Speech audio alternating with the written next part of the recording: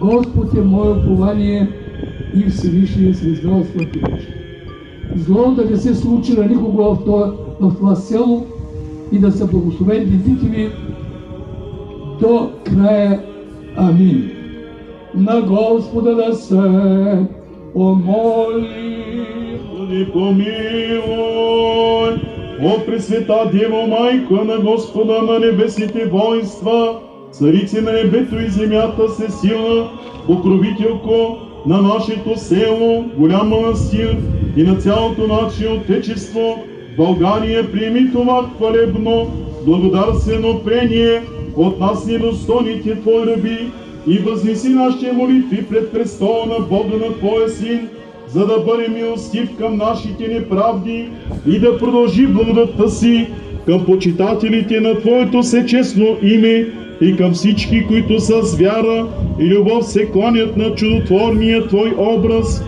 Ние не заслужаваме да бъдем помилвани от Него, ако Ти не го умилостивиш за нас, владичице, понеже за Тебе пред Него всичко е възможно. Заради това към Тебе прибягваме, като несъмнена и бърза наша защитница.